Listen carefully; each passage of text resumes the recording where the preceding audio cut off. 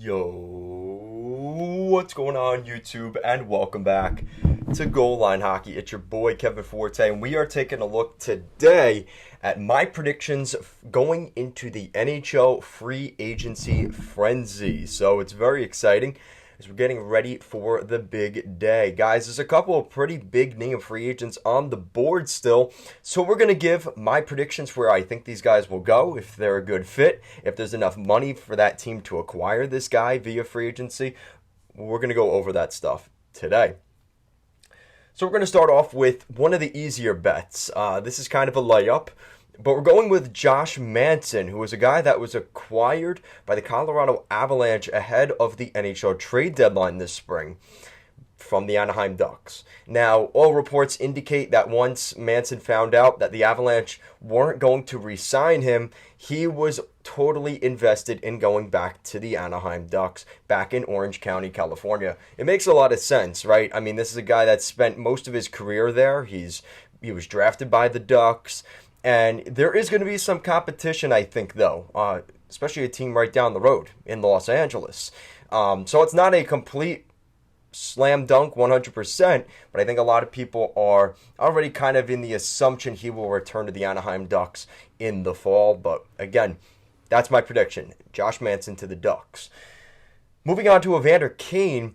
Evander Kane's an interesting one because we don't know what his value is going to be on the open market. We know what he wants. He wants a $7 million plus per year deal on a 7-year deal.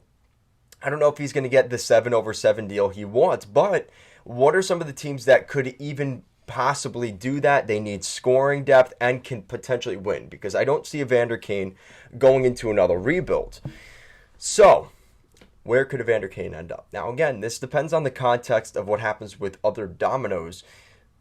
But I wonder if Evander Kane to the Calgary Flames is something that is of interest to Brad Treliving and the Calgary Flames. Hold on a sec. You sign Matthew Tkachuk, you re-sign him, and you let Johnny Gaudreau go in free agency, right? They still have that money allocated toward Gaudreau. Well, what if they throw that money at Evander Kane? Right? He's a goal-scoring guy. He's a little bit gritty. He could play under Daryl Sutter's game.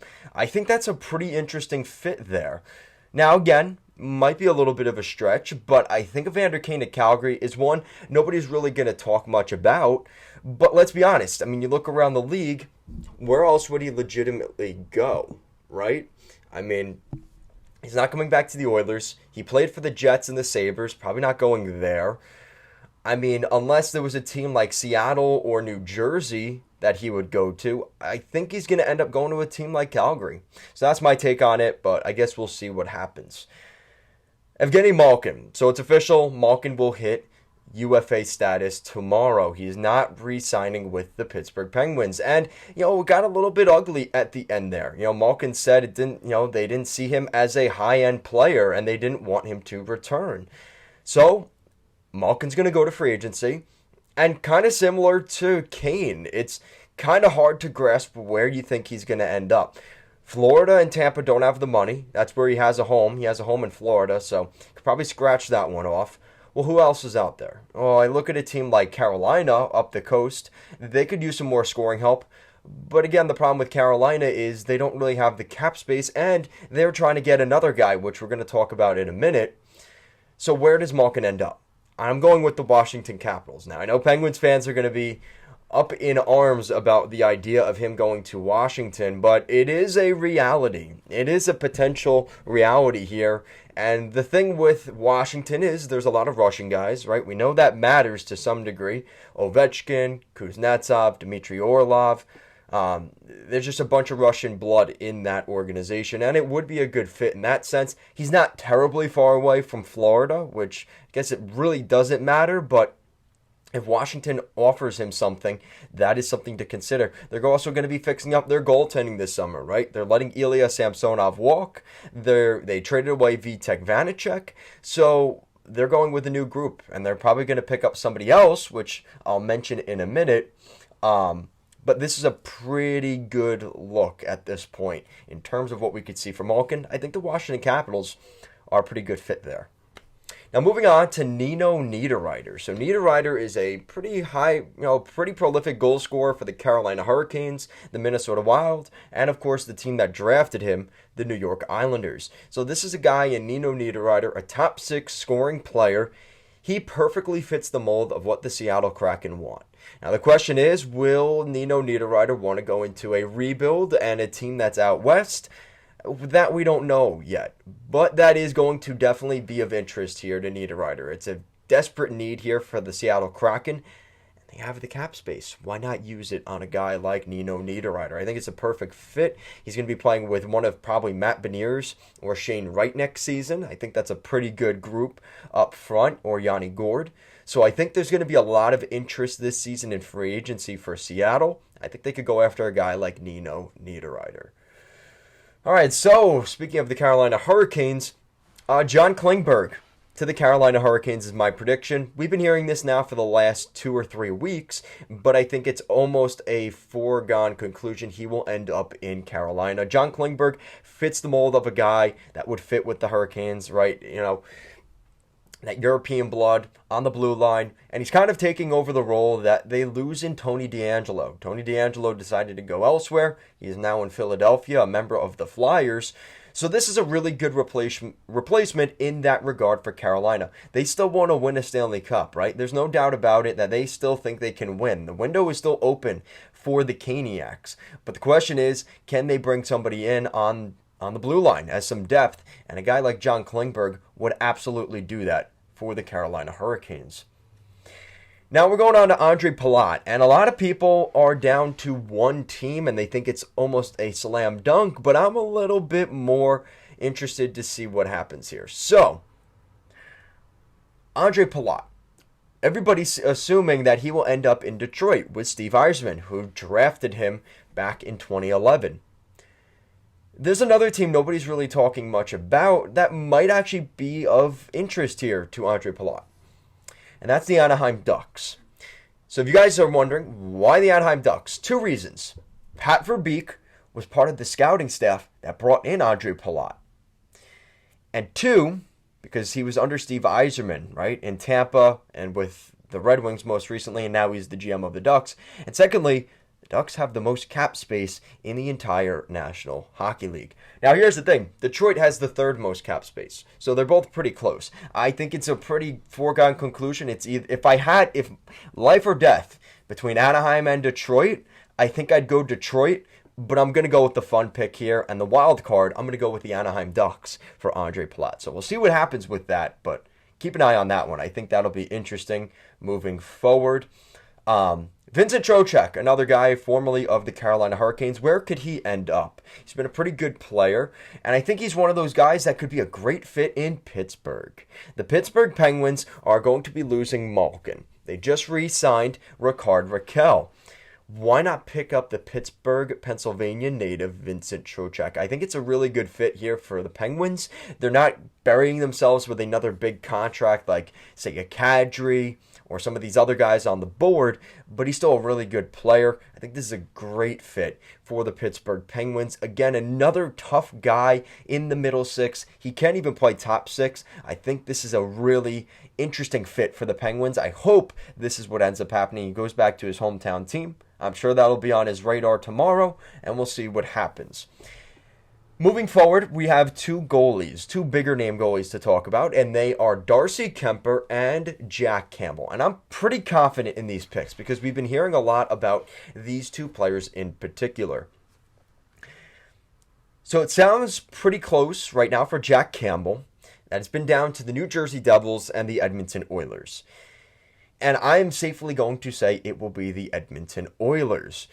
Now, again, kind of like we just talked about with Palat going maybe to Detroit or Anaheim and being pretty safe in those 2 bets. That's kind of how I feel here about Campbell, right? Campbell seems like the guy that if it depends on the day, right? You consider what the Oilers did last season. They went to the conference final, lost to the eventual Stanley Cup champion, Colorado Avalanche.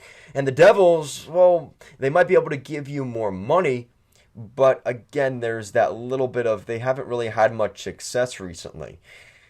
But I think it's going to be an interesting topic here tomorrow.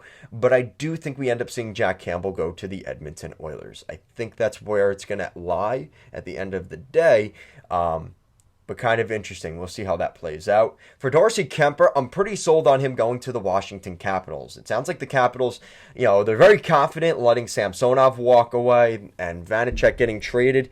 We could see them picking up potentially 2 new goalies. Now, it depends what they think of Phoenix Copley, who has been in Hershey. They traded him, and the Oshie trade to St. Louis traded him back to the to the Washington Capitals organization to play in Hershey. And then that's where he's been. He's been in Hershey.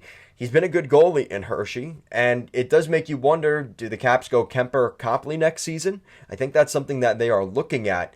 But Darcy Kuemper, I'm going to go with him going to the Caps, a team that still has the window to win. I think he likes that opportunity. He just won in Colorado. You might want to see that back in Washington. I think that is a pretty good fit. Now moving on to Andrew Copp. So Andrew Copp is interesting because this is another one like Vincent Trocheck. I think he ends up going back to his hometown. Now he is from Michigan, of all places, and it makes you wonder, does Andrew Copp maybe help the Detroit Red Wings fill some voids down the middle? Now, Andrew Copp and Andre Palat could both end up in Detroit. But again, with money and stuff like that, what if they just picked up Andrew Copp, right? You think about the center core of Dylan Larkin, Andrew Copp, and then some of those younger guys in the third and fourth line to continue to develop. I think that's pretty solid. I think it's a pretty solid group for the Red Wings. That's what they need, right? They need that solid second line center. And Andrew Copp could be that for the Red Wings. And I think this is a really good fit for them. They pick up a hometown kid not too far away, and he's a really good center and desperately fills a void that the Red Wings have been lacking. And all my Red Wings fans throughout this year, you guys have been saying we're lacking that center depth, and picking up a guy like Copp would help with that drastically. Now moving on to a former New York Ranger, I have Ryan Strome. So Ryan Strome is a guy that was drafted by the New York Islanders, inevitably flipped in a Jordan Eberle trade that sent him to Edmonton, where he failed drastically. And, under Peter Chiarelli and that Oilers team, they were not very good, including him. So he got shipped off to the Rangers for like Ryan Spooner and some other stupid stuff. And the Rangers have gotten a lot out of Ryan Strome, and it maybe has shown that time in Edmonton was kind of just a blip on the radar. Dylan Strome's a good hockey player. He's a really good center, and I think a team that could use a little bit more center depth, not too far away from his home in Ontario, I look at a team like the Ottawa Senators. I think the Ottawa Senators are going to be big players this summer. They're not done, right? They bring in Alex DeBrincat. I don't think they're done, though. I think a Ryan Strome addition would be perfect for the Senators. And again, it helps them out with a void that they've had. Again, it might seem like overkill going after DeBrincat and Ryan Strome in the same summer. I don't think that's the case. If you want to compete in that Atlantic Division, you have to have enough depth. And I think adding both of those guys would be a real good help here for this team. And we saw at times Ryan Strome playing on the wing in New York. That can work, and I think that in the event that needs to happen, that could end up happening in Ottawa too. So I don't think he's one of those guys that's forced fit into a certain position. He could kind of move fluently throughout the lineup. I think that's a really good pickup for the Ottawa Senators. David Perron. Now, of course, he's from Quebec, and obviously I'm going to throw this one out there. The Montreal Canadiens, right? If the Montreal Canadiens are talking about moving some of their bigger name guys, again, this is kind of like Calgary. It's a what-if situation, right? Because right now they don't have the cap space. But I do look at a team like Montreal. If they're able to move some money, could they bring in David Perron? And I think David Perron would be a great fit in Montreal. He adds some scoring depth. He's a veteran for some of the younger guys in that room. He can score. I think that's a really good fit there. I think he's a really good player there. He's always loved playing in St. Louis. He's gone back there more times than we can all remember, right? And it sounds like they're just giving him the door once again. So David Perron, I was pretty sold he would return to St. Louis and retire a Blue. That might not be the case. I think the Montreal Canadiens would be a great fit for him. Claude Giroux. So we've heard a lot of interesting stuff about Giroux. He's not returning to Florida, more than likely, especially with the way things ended. Colorado doesn't seem to be on his radar. So why would Edmonton be on his radar? It sounds like the Oilers have kind of jumped into that equation. And you know what? If you want to win, I mean, again, you could give the same pitch to a couple guys like Jack Campbell around the league. I mean, they were very close last year. You had a guy like Claude Giroux as some center depth, as well as a goaltender in Jack Campbell. The Oilers might be a tough team to beat there in that Pacific, and probably the best team in the Pacific Division next year. So I think Claude Giroux is going to the Oilers. I think that's a good fit for him. We've heard some reports he likes Ottawa and Montreal, but I think right now, I'm going to go with the weird one. I'm going to go with Claude Giroux going to the Edmonton Oilers.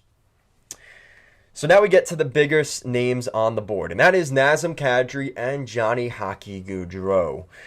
So Nazem Kadri, formerly of the Toronto Maple Leafs, was around when Lou Lamoriello was the general manager of the Toronto Maple Leafs. And we've seen Lou bring in a lot of former players, right? Zach Parise, who he drafted in Jersey, Kyle Palmieri, who he traded for in Jersey, Travis Zajac, Andy Green.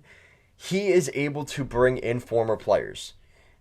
And I think we're going to see something similar here with Nazem Kadri. Yes, I'm going with the New York Islanders landing Nazem Kadri. Now, hold on a second. Some of you may say, why would he go to the Islanders? Well, legitimately, who else is out there? Who else is out there that's got the money? Boston has $2 million in cap space. Probably not going to happen. Washington has $8 million. They have to sign Darcy Kemper, right? It's probably not going to happen. Pittsburgh could be in the mix, but if they sign Trocheck instead, that's probably the end of that. Does he want to go to a rebuilding team? There's plenty. Seattle, Carolina. Well, Carolina, there's not a rebuild, but again, they're rumored to get Klingberg. So if they get John Klingberg, do they have enough money for Kadri too? Maybe, maybe not. The Senators, probably not. The Devils, probably not again. Maybe Calgary. That would be an outside chance that he ends up in Calgary. Again, depending on what happens with Gaudreau. He's not going to Arizona. He's not going to Buffalo. And I don't think he'd go to the Anaheim Ducks. They've already got a bunch of centers there, right? Zagros, McTavish, Henrique, Lundestrom. So I do think Kadri goes to the Islanders. And I think the Islanders have the cap space. They have $11.1 million in cap space. And they might even be able to make more cap space out of that. The only guy they have to really re-sign here, they have to re-sign Alexander Romanov and Noah Dobson. And those are RFAs. And if the Islanders can lock things down with those guys, I don't think the Islanders have too much to worry about. And Romanov is ineligible for offer sheet, as well as Dobson. So that's where I think the Islanders could be the best team here for Kadri. Because they don't have to worry about RFAs. They really don't have to worry about signing anybody else for that matter. And according to Elliot Friedman, the New York teams were last in the mix for Nazem Kadri. And I think the Rangers will definitely put up a fight. I think they've got it. They have the ability to bring in Kadri as well. But of course, call it bias, call it whatever you want. But you can't deny that Lou was his GM in his time in Toronto. Lou has been able to lure guys back to his teams, later in their careers. I think this could be a fit. So let me know what you guys think of that. Nazem Kadri to the New York Islanders. I also have for Johnny Gaudreau, that's another big one. And I do have him going to the Philadelphia Flyers. I think he wouldn't be going through all this just to sign for Seattle. Or, maybe he ends up in New Jersey. But, honestly, I think he is kind of dead set on going to the Flyers.